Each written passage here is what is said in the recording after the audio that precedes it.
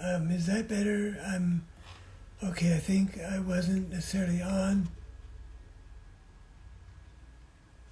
And now I'm on. Maybe I'm on now. I don't know. So I hope this is getting through to everybody. It looks a lot better than it did before. So we're talking about the resorting to toxicity. And so there we go. Hey, Melissa. Sorry I took so long to get my act together with the Instagram. I'm not sure if I ever got through with the Zoom, but anyway. And the problem being that if you raise bees in a toxic environment, we raise bees that become adapted to that toxic environment. And that's unfortunately just what it takes these days, because it is a toxic environment. But we need to detoxify, obviously, right? The whole world is getting filled up with toxicity. And we can detoxify our beekeeping. I find that pretty easy. I have not used any miticides for about 20 years or something like that. Not even the cedar bark. Cedar bark will get rid of your mites. Or juniper bark or dried leaves in the smoker. The smoke kills mites. But I don't use it for that purpose. I occasionally use it as smoker fuel, but it's just good smoker fuel. It smells kind of decent, and it stays lit a long time, and it doesn't get hot. It makes nice thick smoke. So it's good smoker fuel. But when we use toxic or any kind of miticides, what we do is we breed the bees dependent on that little bit of help. And that changes the parasite host dynamic a little bit. It keeps giving the host a little boost and the mite a little, and that allows the mite to keep reproducing too fast and then get knocked down by the beekeeper and come back and get knocked down by the beekeeper. Whereas if the mite bred too fast and killed itself, you'd get rid of those genes. And then, of course, they would kill the bees too. But what happens is that eventually you get bees and mites, as they have in Puerto Rico, Jamaica, most of South and Central America, and most of Africa, where they didn't have access to miticides. Eventually the bees and the mites got to where the mites are a very minor problem. The bees thrive. The mites do well enough because they have a thriving host, and they know not to do too well because that cuts the longevity of the host down, which tells the mites they over-reproduced. So we have to let nature take its course, and we can help that rather than hurt it by measuring mite reproduction rates and even breeding mites, going in and breeding mites that reproduce at a lower rate so that they can get by and minimally impact the bees, because we can't eradicate the mite. Eradication programs have never worked. And we're poisoning the bees most directly, but ourselves, because we're coming in contact with, either the strips or the oxalic acid even. Oxalic acid is toxic. Now, it isn't as long-lived or whatever as like amitraz or some of the other acids and things, some of the other insecticides. But we have to learn to raise our food in a non-toxic fashion. And we have to learn to use biology in our farming and in our food raising. And it can work. So I'm going to tell you about a study that I read about years ago, and then I reread it recently. When I spoke in New Mexico at a meeting, somebody found an article about these two brothers. So two brothers inherited almond orchards from their dad on either side of a highway, right next to each other. One went organic and one stayed conventional. Their dad was he wasn't organic. And then they took the University of California at Santa Cruz, studied the result of their farming techniques and their production, their economics, everything for a few years. And there was one thing in particular that I noticed was that, so the conventional farmer had almond trees in soil and bare dirt up across between the almond trees from trunk to trunk. There was not a weed on the place, and that was maintained with herbicides. And the herbicides killed all the weeds, and he thought he was keeping all the water and all the fertilizer for only his almond trees, and he wasn't fertilizing and watering weeds. And the organic farmer put a cover crop between his trees, which was clover and fiddlehead. The clover would fix a little nitrogen, so it may add to the fertilization of the soil. And the fiddlehead, it's a Phacelia, Phac. I'm bad at spelling, but Phacelia. And so these grew up to be about almost 2 feet tall, and they were full of flowers. And then at some point, it began to be season for the peach tree maggot. Once the almonds begin to form, they're green, they're small. There's a little fly that comes along, almost like a fruit fly, and it lays eggs in the almonds and peaches. It's called a peach tree maggot. The egg hatches into a tiny little worm that eats its way through the almond, and then it gets fat and big, and it finally falls to the ground, burrows into the dirt, and it pupates. It puts itself in its cocoon, so to speak, in its chrysalis, and then it emerges as a fly, flies up. The males and the females mate, the males die, the females go up and lay their eggs in peaches and almonds, and so it goes. And they begin to cycle and get more and more, and they can destroy your crop. So, but what they were noticing with these two brothers was that the peaches, the almonds in the organic orchard, they weren't seeing any peach tree maggot. The conventional guy, they would occasionally see some peach tree maggot. He would spray and kill them, and then there'd be some relief, and then they'd start to come back, and he would spray and kill them. And so he was having to spray quite often to keep the peach tree maggot at bay, and the organic guy wasn't spraying at all, and they weren't seeing hardly any peach tree maggot damage at all. And they was like, what in the heck?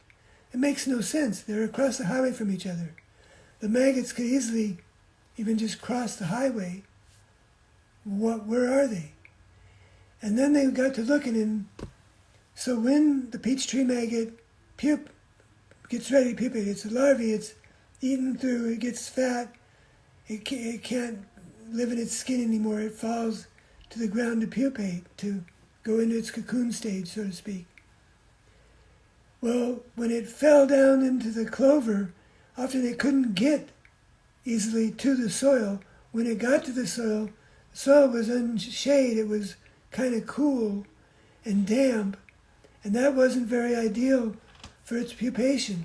That made it kind of get moldy and stuff, so they didn't pupate all that well. A lot of them died in that process. Those that emerged had to come up through about that deep of flowers. Now you think, well, so what? Well, those flowers were full of tiny little wasps that suck the nectar out of the flowers and wait for little flies to come through to grab and feed to their larvae wasps. lay eggs in the flies, and the flies then feed the larvae wasp, and then the wasp emerges and mates, and the males die, and the females go and eat nectar and wait for flies to come up from the soil and get the flies. So what happened was they had built inadvertently a good biological control system for raising almonds with minimal damage from the peach tree maggot without any toxicity. So this is a non-toxic biological system that can grow a lot of almonds. It's still money productive. It's not toxic. So now there's no poison on the soil. There's no poison leaching into the groundwater or running off into the streams. There's no poison in the air drifting around. And a lot of those poisons are toxic to us. They're toxic to birds. They're toxic to reptiles and amphibians and fish and etc. So we have to find better biological systems. Ladybugs, we got to get better at raising ladybugs. You know, the problem when we use toxicity is, and this came out with mosquitoes, when you spray mosquito larvae with any insecticide, malathion or all the different ones that they use, what happens is, yes, you kill the mosquito larvae. You also kill damselfly larvae. Damselfly larvae eat mosquito larvae. But you kill the mosquito larvae, and it may take anywhere from 4 days to 2 or 3 weeks for there to be new mosquito larvae. Their life cycle is very short. They bounce right back. But the dragonfly larvae, some of the dragonflies take up to 4 years to complete their life cycle. So you kill dragonflies for 4 years and mosquitoes for 2 weeks. So now the mosquitoes come back with a vengeance. There are no predators. We more effectively kill the predators of our pests when we use pesticides than we do the pests themselves. So we wind up with more pests than ever, and now we have to resort to more poison because there are no predators. So we need to learn how to grow those predators, how to encourage the predators, and then begin to weed ourselves out of the toxicity, the toxic solution. We have to detoxify all aspects of our lives, and that includes, for me, beekeeping. So we can breed bees that are totally mite resistant. We can breed mites that are bee friendly. And that's really not all that hard because nature wants to do it anyway. Because otherwise we wind up losing the bees, and then we lose the mites, and then we come back with a few bees that survived and a few mites that survived, and we wind up building a system that is tolerable. And that's the only thing that's, in the long term, that's the only solution that will work. Short term, if you see, you look in your hive, if you see a lot of mites, too many above the economic threshold, then you can intervene. But then your best intervention eventually is locate disease-resistant or survivor queens and join, requeen. Get better bees in your beehive that can handle the mites, and let the mites slowly, because they're constantly changing every time they reproduce, and so get them to where they finally breed themselves down to a level that will tolerate the bees can tolerate. Same with, foul brood. We used to try to get people to use antibiotics all winter. So they came up with these patties that were Crisco and terramycin and sugar that the bees would sort of chew on all winter. The bees never liked Crisco. Crisco isn't good for much. But that was in the patties, the terra patties they called them, and different things from terramycin, the active ingredient being oxytetracycline, a powerful broad-spectrum antibiotic. It makes no sense to feed bees a powerful antibiotic all winter in hopes that they won't get sick in the summer. It was just a bad idea from the beginning. And now, of course, it's banned. You're supposed to get a veterinarian's prescription in order to be able to use it. And you should. Never was a need to use it. We have kept bees for thousands of years without terramycin or any antibiotics or miticides. We're going to have to keep bees for thousands of years without toxic solutions starting now. It's not that hard. It's actually very inexpensive and enjoyable. I'm proud of the fact that there's no plastic and there's no chemistry in any of my beehives, and they're thriving. They're doing well enough. I just made a divide in one of my hives a few days ago because they're so full of bees, and they had started queen cells, and I had an empty box, and so I put the bees, I divided them so that it can be done. Beekeepers in Jamaica never, I realize I'm not seeing the chats here. Forgive me if I don't know how to run this very well, and I don't know where the chat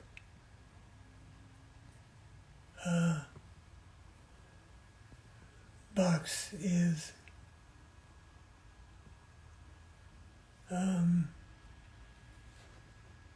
Oh well, I'm not going to mess it up anymore. I mean, it's already pretty. Nathalie is invaluable to me.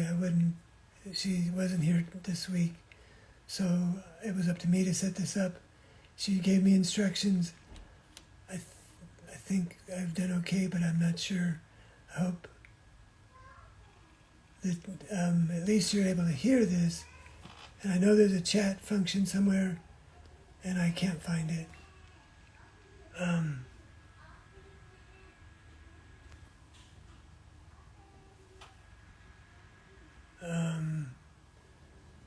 I don't know how to run.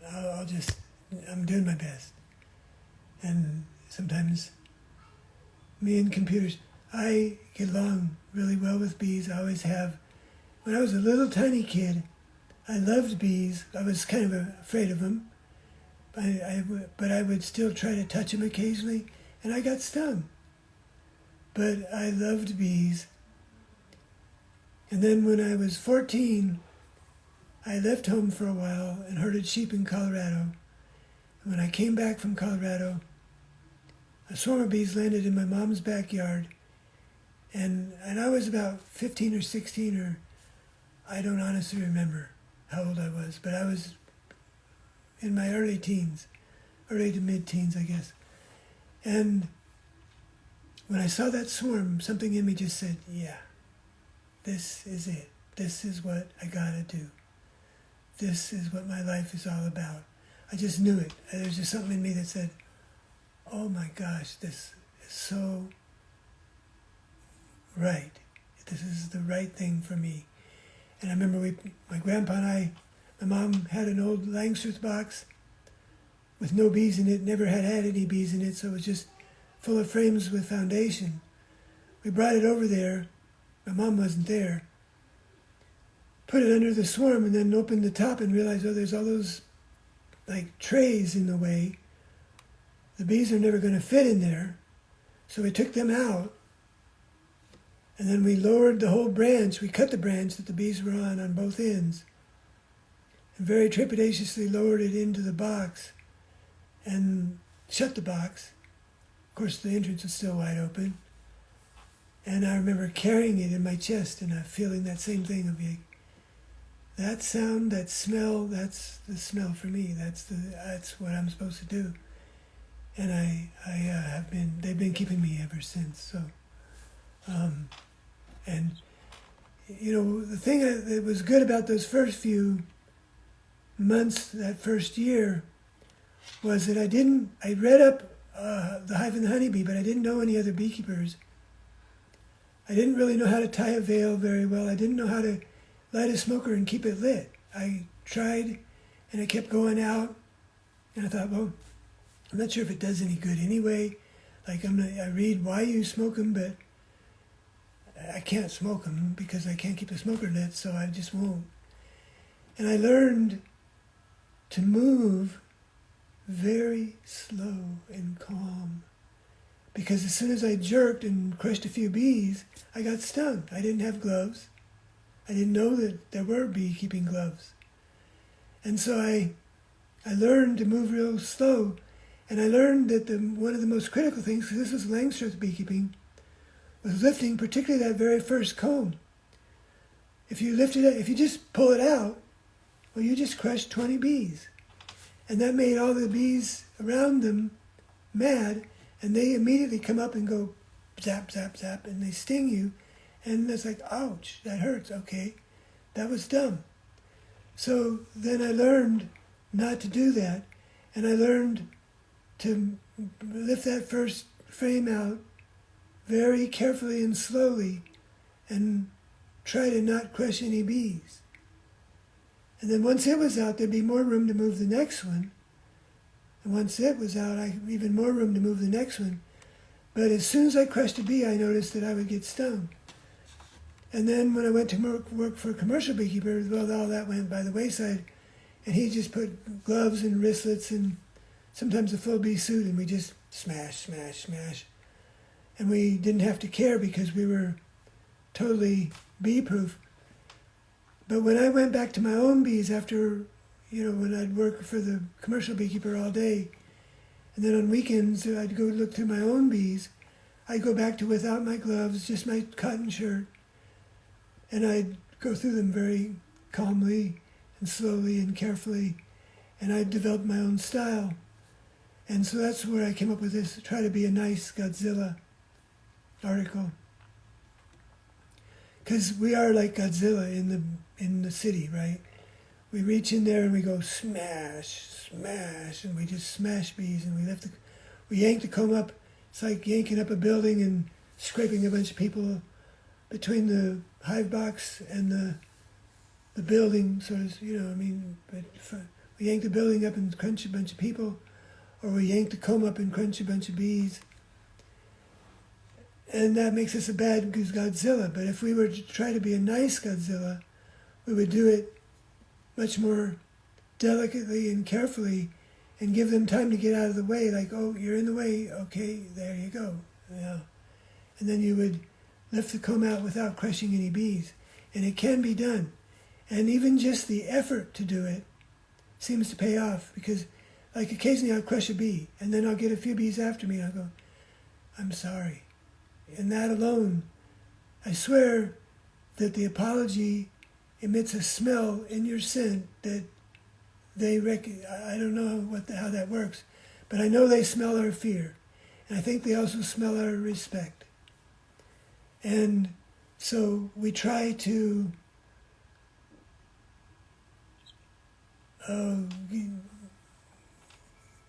somebody from Winter Rock. My dad lived on the Navajo reservation for many years, and Winter Rock was kind of the capital, and we would go to Winter Rock quite a bit. So not too many people know where Winter Rock is, but that's cool. But at any rate, respect. We need to treat them with respect. Treat them as if they were sentient beings, as if they were brothers, not my bees, and you don't own. I don't often call the bees in my boxes my bees. They're not. I don't own them. They live there. They've been invited to live there. They have chosen to stay there. They can leave whenever they want. They can leave, and sometimes they do. They abscond, right? So my goal as a beekeeper is try to make them want to stay. Try to behave in such a way and live in such a way that they want to stay. And I've had bees that have stayed for many, many years. They're daughters of their original queen, or the granddaughters, the great-granddaughters, the great-great-granddaughters, and they still want to stay. If I learn how to make the home that I've invited them to live in with me, so to speak, inviting enough and taking care of it well enough that it's good, meets their standards, and they stay. So we don't own them, and we need to treat them with total mutual respect. And when we do, they turn around and treat us with mutual respect. So when we crush bees, that's showing disrespect. And when we try our best, and we're never perfect, but when we try our best not to crush any bees and apologize when we do crush bees, that's showing respect. And that's what bees appreciate, just as much as if you would if somebody lifted off the roof of your house, reached in and smashed your family members, you'd be really upset. But if they did it gently and they said, I'm trying my hardest not to hurt anybody, I'm going to give you time to get out of the way, well, at least, right? At least, we'd still maybe rather be left alone. Bees would probably always rather be left alone. But at least we're interrupting them with some sense of mutual respect. And they smell that. I swear they smell that. Just as they smell our fear when we're in there like, oh, that might get stung, and we're jerking, and we're oozing a scent that we can't smell that causes them to feel like, oh, what is he so upset about? What is he so uptight about? Uh-oh, we better get ready to defend ourselves. There could be trouble here. I mean, if I walk up to you holding a gun and like this, you're going to be like, holy shoot, I got to get out of here, right? It's going to up your heartbeat, and you're going to be in a panic, right? Rightfully so. So it's the same with the bees. When we approach them, then they're like, oh, back. What you give out, you get back. When you give calm respect, you get calm respect. And that's what we need to work on as a beekeeper. And it just takes practice. And you don't have to rush it. Just go out, put on your veil, protect your face. That's important. Keep them out of your eyes and nostrils. You can start off wearing gloves, but I recommend you get loose of the gloves eventually, because you need to have the sensitive fingers to tap the bees and get them out of the way. And then you can slowly but surely try things a little bit at a time, and then when you make a mistake, or ouch, smoke it, calm, stay calm, put them back together, quit, come back next few days, try it again. The only way you're going to get to that calm mutual respect, where you're a peaceful part of the landscape, is hours with bees. Not watching me, not watching anybody else on YouTube or Instagram or anything, but just getting out there, you and your bees, you and the bees in your box. Okay, I see it at 6 o'clock and I gotta go. I'm not sure I ever got through.